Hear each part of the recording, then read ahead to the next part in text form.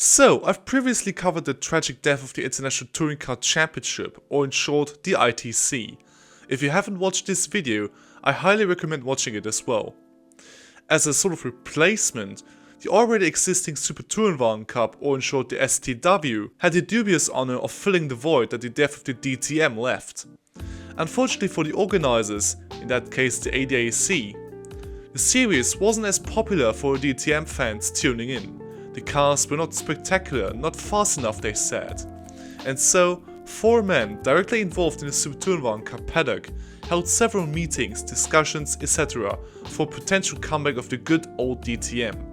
In this video, I will cover the steps it took to finally bring back the series that the fans wanted. So sit back, grab some snacks and some drinks, and enjoy.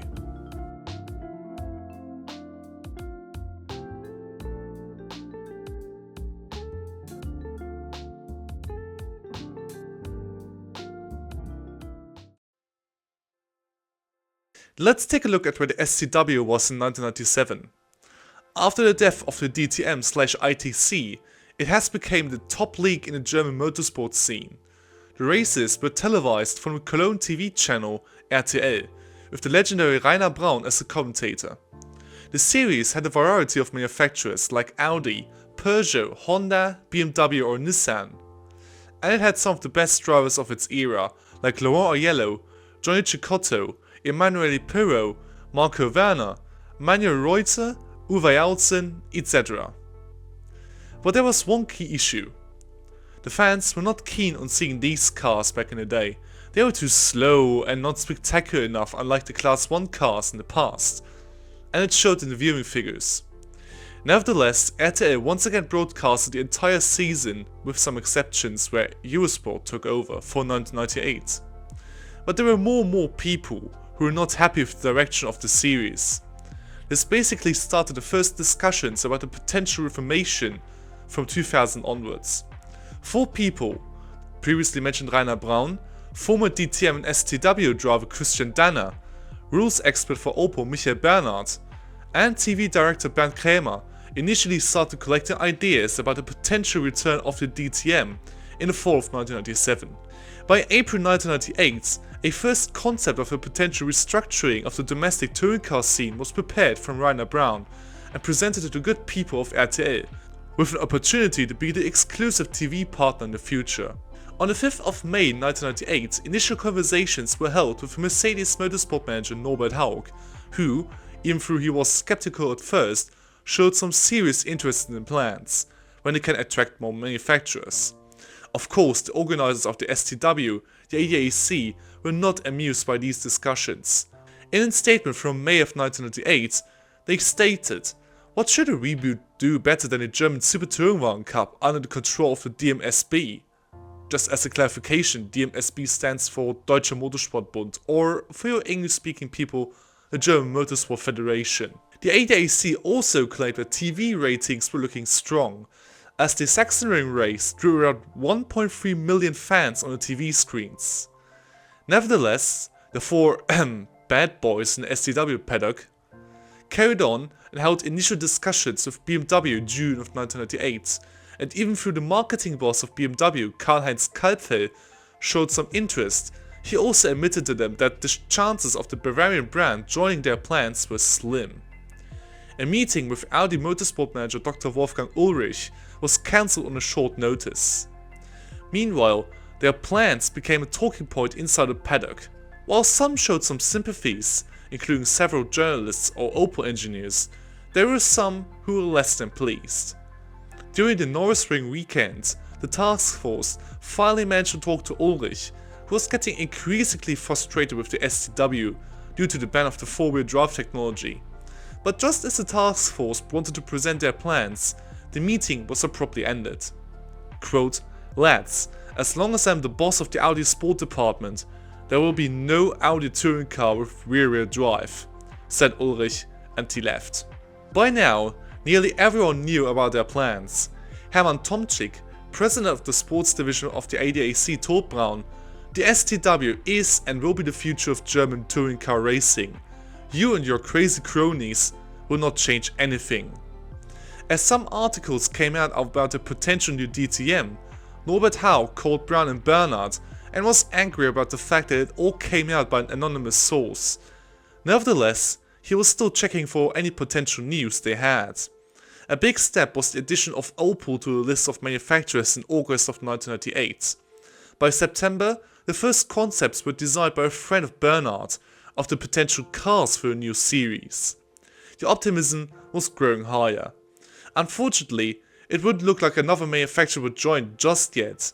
Also, RTL would not join them as potential partners, so that would create a few difficulties. After the season finale at the Nürburgring, it was confirmed that BMW, Peugeot and Nissan would leave the series, and RTL would also not continue their broadcasting deal for the 1999 season. The reason was simply the lack of viewership. This was a problem for the series. Of course, these 4 people who dreamt about the new DTM were blamed for this. On the 4th of December of 1998, it was Opel who actually built a concept car, loosely basing it on the potential Opel Astra DTM car for 2000. This car was built in secret for the past few months, and it was another step to a new DTM. By May of 1999, they tried their hands on gaining another manufacturer, but Toyota, Volkswagen and Porsche all declined, whilst BMW was still unsure about a potential entry. The Supertourenwagen Cup was starting into its new and potential last season, with only 3 works teams remaining: Opel, Honda and Alfa Romeo, and the rest of the field being filled by privateer entries. I want to cover this season in particular in a separate video, so stay tuned. It became clear that Germany needed a new top tier series as a replacement. The months July and August were the month of bad news. First off, BMW have finally confirmed that they will cancel their plans of a potential entry, simply due to their investment in their F1 project. Also, the DMSB was still unsure if they should stick with the plans of the DTM or they should remain with the STW.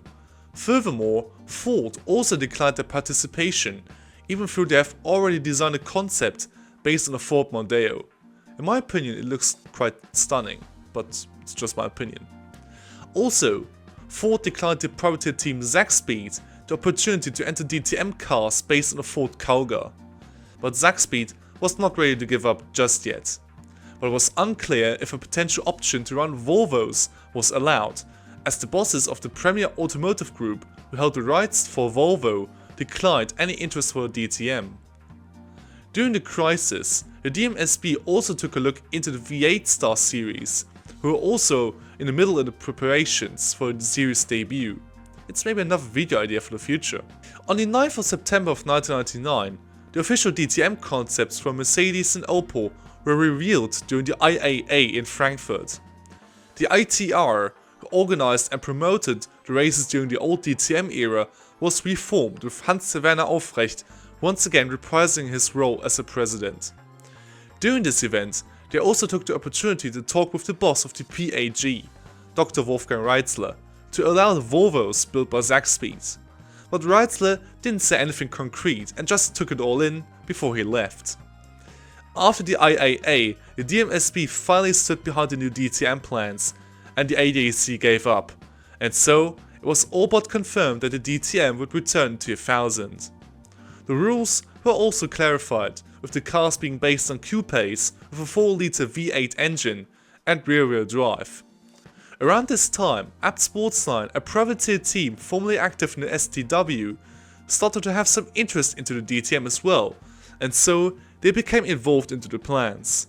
The problem is that they had no car which suited the regulations, with their intention being that they would join the series with 3 Audi TTRs. They had a green light from Dr. Ulrich. Mind you, he was against any sort of rear-wheel drive back in 1998, and so the ITR and DMSB made an exception for them. 3 days before Christmas, an early present came in the form of the ultimate confirmation that the STW is dead and the DTM will once again take over as the ultimate touring car series in Germany. The fight against the ADAC is over. By February 2000, the calendar is done. The season begins in Hockenheim using the short layout, followed by 2 races in Oschersleben and at the Nürburgring, one race each at the Norris Ring, the Saxon Ring and the brand new Lausitz Ring, with the season finale once again taking place at the Hockenheim Ring, this time in a full layout. The race format saw two 100km races with a repair break between them, just like in the good old days. But the bad feelings about Zakspeed's plans with the Volvos were confirmed by April of 2000, with the PG group putting a stop to these plans and basically forcing the ITR to decline their entry. Even though they had their cars ready to go and they already signed two drivers in the form of Jörg van Ommen and Gianni Morbidelli, the team had to give up. And so the DTM field would only consist of Mercedes, Opel and the Abt Sportsline team. On the 11th of May in 2000, the DTM cars were shipped to Berlin for their official presentation. All 21 drivers were there, the three main cars were there, the team bosses were there, a good number of journalists and spectators were also there as the series officially presented themselves to the German public and to the world. Look everybody, we are back in business. As a presenter, Rainer Braun will take over the role in his last ever involvement with the DTM, as the contact between him and the other leaders was cut. He was never informed on why. But nevertheless, on the 28th of May in 2000, the DTM officially made their comeback in Hockenheim with a decent field with past champions and rookies, with a good number of fans at the track, and with Bernd Schneider, the last man of the old DTM, who won both races. And so, it was finally done. What has started as an idea between four individuals has turned out into a massive success, with the DTM remaining on top for quite a while, before they went to the GT3 route in 2021, distancing themselves from their touring car roots. Fun fact, only one of the four members of the Revolutionizers was involved in the DTM, in the form of Michael Bernhard, who was responsible for the regulations. And so there you have it, the story on how the DTM was reborn in 2000.